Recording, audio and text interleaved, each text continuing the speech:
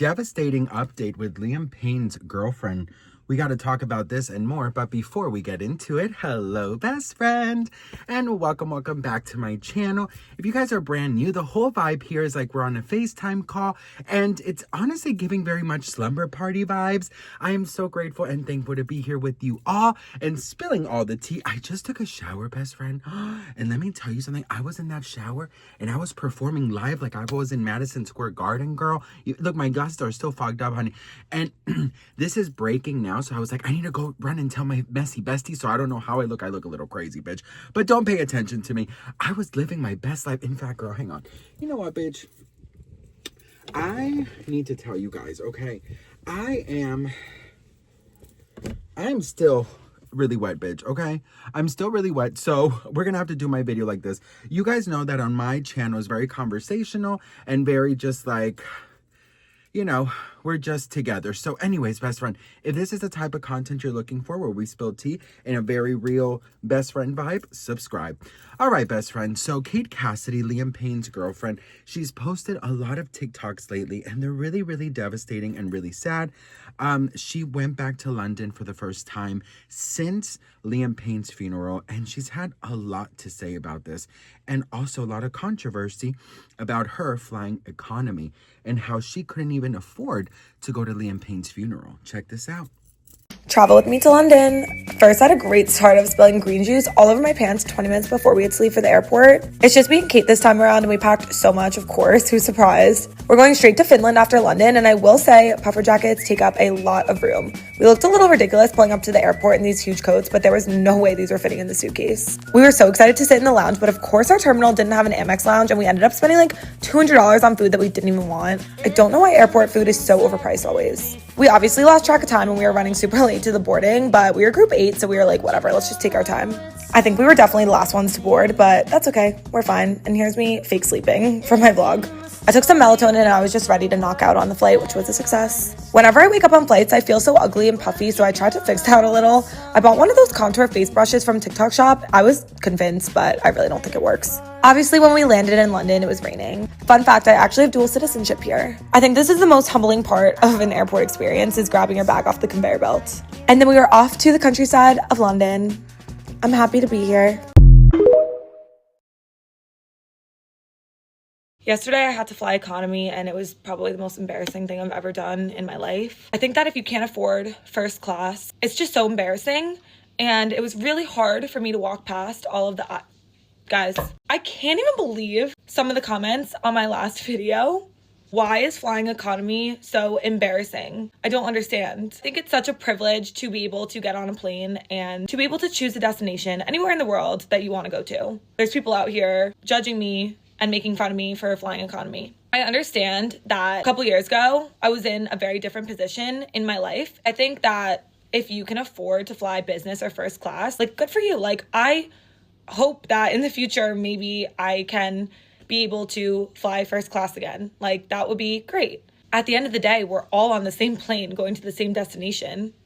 Like, who really cares where you're sitting? Last year, I couldn't even afford the flight to get to London for my boyfriend's funeral.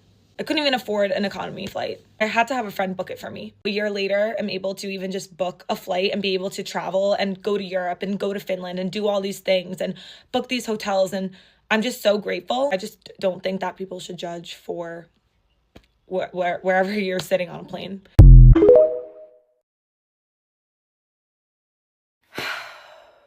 This is the dumbest comment ever. Comments like this really do anger me, and I know sometimes the best thing to do is just to ignore hateful comments. Grief, unless you literally hated the person, will never go away. People tend to say, how is she not over it yet?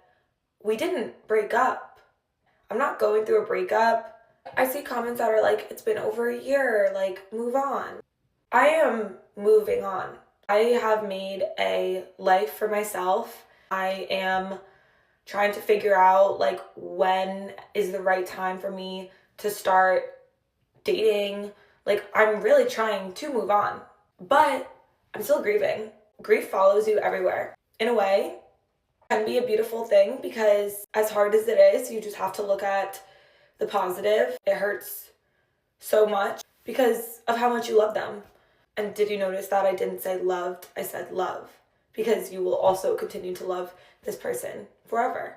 Hopefully not a lot of people have to go through this. It's awful. It's literally the worst possible thing that could ever happen. But I'm doing my best and trying my hardest to move forward.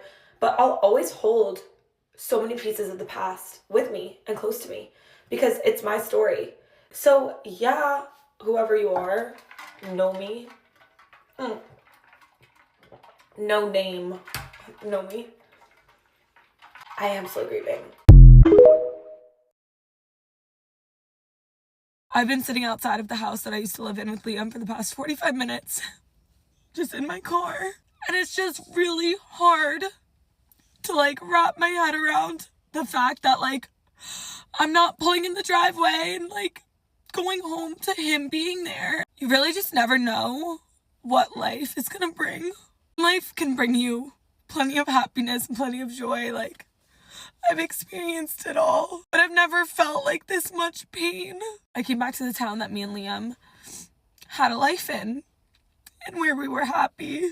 I've only been here for 2 days. I really thought that this trip would help me move forward. I feel like this trip has been like the opposite for me. Like, I would do absolutely anything right now to be able to pull into the driveway and just be walking into the house with him waiting for me on the couch. I feel like I've been trying to do a lot of things that me and Liam would really enjoy.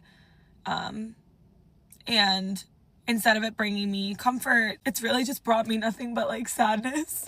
I feel like I'm just like 5 steps backwards. And I do love being here. And I know that makes no sense because I'm sitting here crying my eyes out saying that it's bringing me so much sadness, but I love it so much because I was just so in love with him here. This is where it all kind of started. This is where our life really began together. And it's just been really hard. I don't know.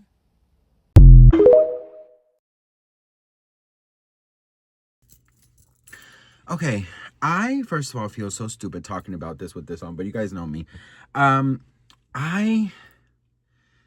It breaks my heart. You know, it does break my heart. People telling her to move on, to, you know, to just whatever, you know what I mean? It's like there is absolutely no sympathy for her. A lot of people still blame her for a lot of things. And a lot of people believe that she should have been more involved and she should have been more there. And, you know, of course, justice for Liam, which, you know, unfortunately, I don't believe we ever got. Not only that, but a lot of people, they feel like she really let down the whole, you know, One Direction community. I don't see it that way, if I'm being honest. The way I see it is basically, I think... I can't really talk about that part because we weren't there. I can only talk about like now, right? And how people are telling her to not grieve. You guys know I lost my brother 13 years ago, and I think I mentioned him in every single video. You know, a memory or a feeling or you know, just about anything reminds you of your loved one. And I think it's really unfair for people to like go to her and say, you know, you need to move on. So that part I'm definitely not cool with. The other thing I really wanted to say was the fact that she didn't have money to go to his funeral is super crazy. I mean, you know, she was obviously living a very different life when she was with him, and obviously that ended when he passed, which means that the rumors that she got this huge settlement are false because, you know, she couldn't even afford to go to his funeral, right? And this is the first time she's traveling. I actually really think that reading a lot of the comments and seeing a lot of videos of others who have lost their spouses or boyfriends or girlfriends, that Kate Cassidy is actually helping them. And when I lost my brother, I didn't know where to turn because I didn't know anyone who's lost their brother before, and I didn't know, I didn't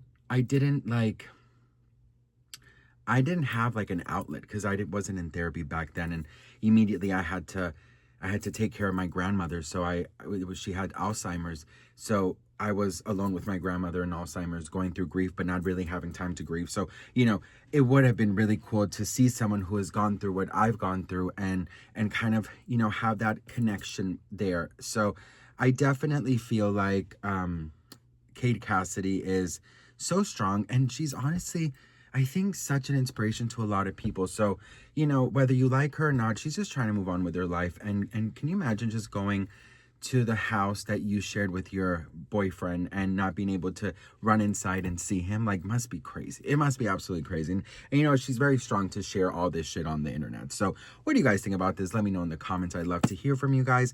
I'm gonna go and blow dry my hair now. I don't always blow dry my hair, but I bought this new sea salt thing that I really want to try, and you have to blow dry it with it. So I'm gonna try that.